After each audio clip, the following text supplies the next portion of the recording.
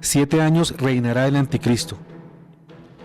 Una prueba final a la que la iglesia estará sometida será caracterizada por el tiempo de dominación del anticristo, que será de 7 años, divididos en 2 periodos, según lo señala el profeta Daniel, quien hablando de semanas de años, es decir, un año por cada día de la semana, expresa en 9:27.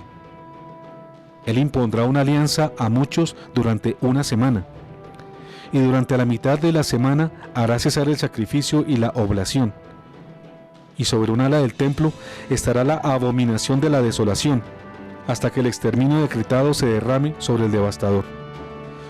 El reinado del anticristo será real.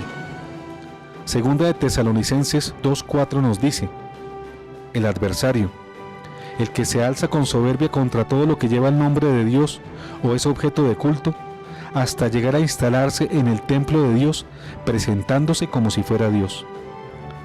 Daniel 11:31-32 nos dice lo que hará el anticristo. Fuerzas enviadas por él atacarán, profanarán el santuario y la ciudadela, abolirán el sacrificio perpetuo e instalarán la abominación de la desolación.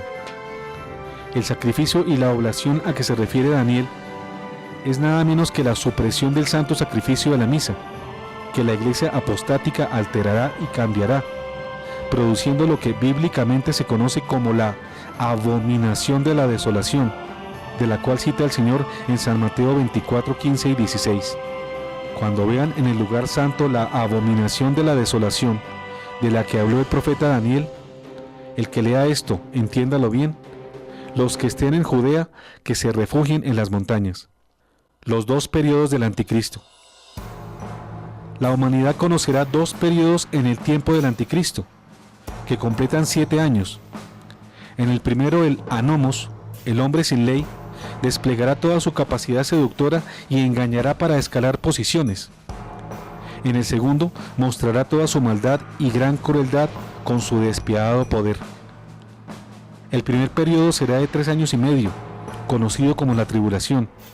Es un periodo aparentemente suave, amable, aceptable y aceptado por mucha gente, que lo verá con gusto, con placer, satisfactoriamente. Será cuando conseguirá que la gente se haga esclava de él voluntariamente, mediante sus logros políticos y económicos, mediante el falso amor que irradia y la falsa paz que conseguirá entre las naciones entonces en guerra. Las masas serán seducidas por el anticristo, quien no tiene que esforzarse en obligarlas a que lo acepten, porque lo harán con gran gusto y voluntariamente.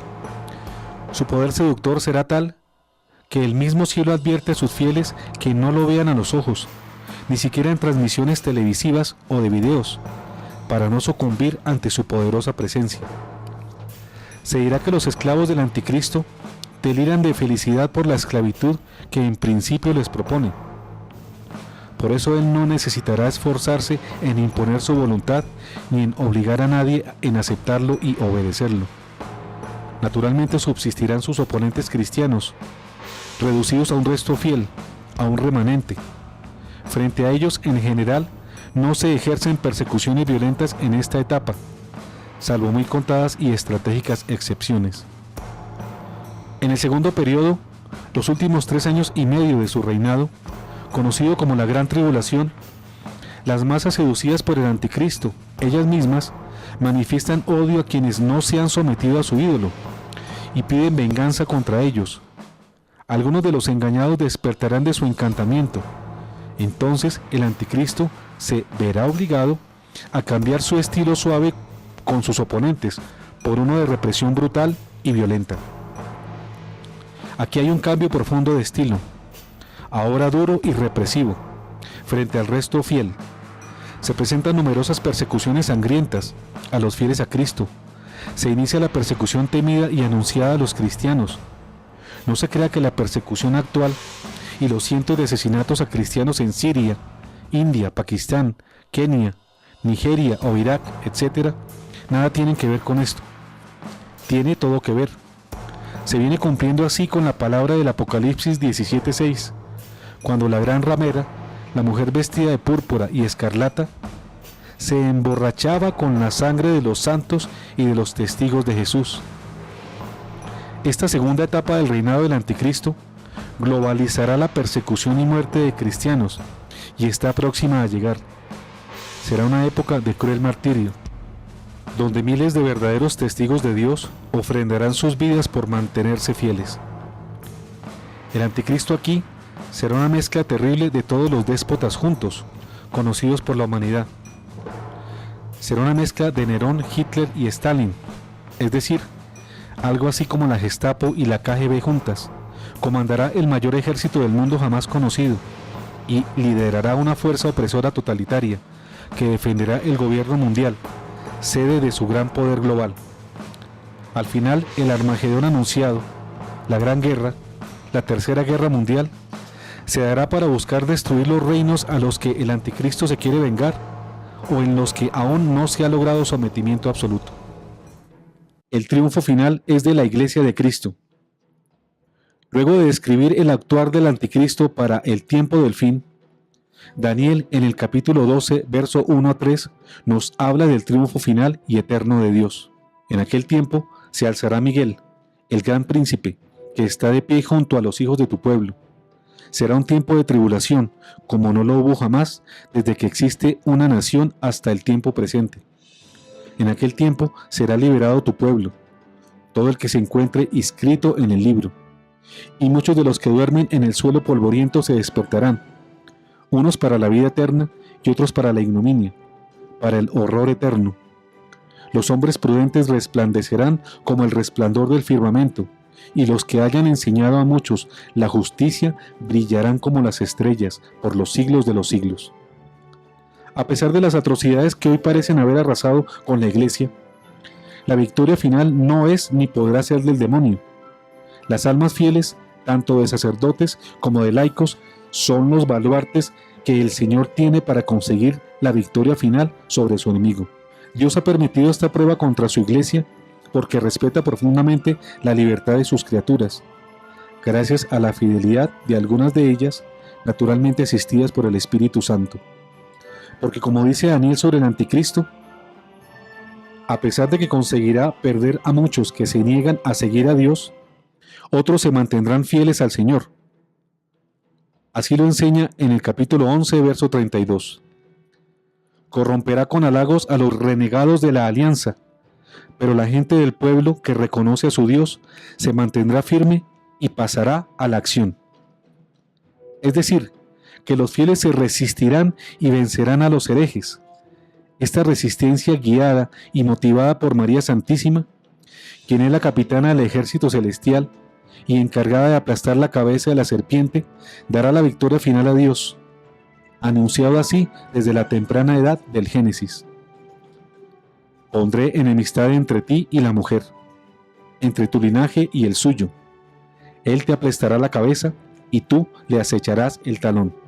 Génesis 3:15.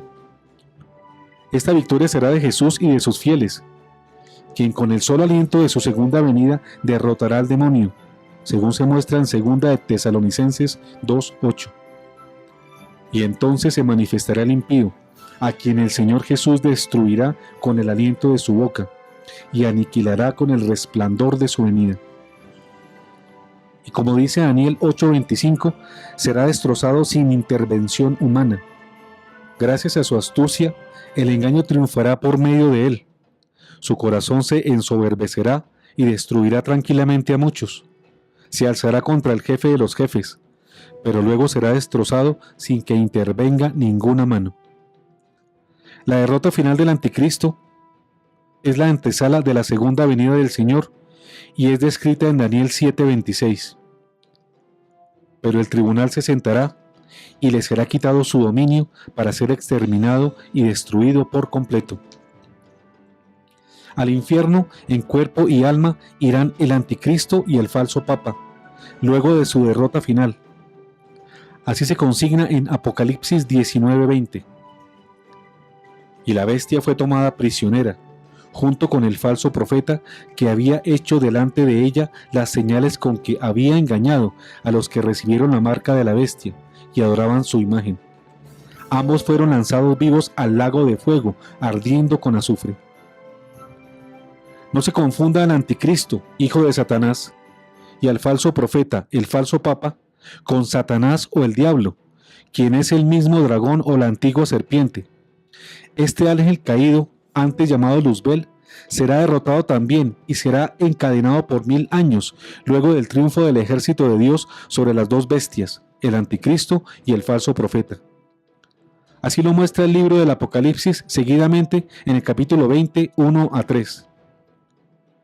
Luego vi que un ángel descendía del cielo, llevando en su mano la llave del abismo y una enorme cadena. Él capturó al dragón, la antigua serpiente, que es el diablo o Satanás, y lo encadenó por 1000 años. Después lo arrojó al abismo, lo cerró con llave y lo selló, para que el dragón no pudiera seducir a los pueblos paganos hasta que se cumplieran los 1000 años. Transcurridos esos 1000 años, será soltado por un breve tiempo.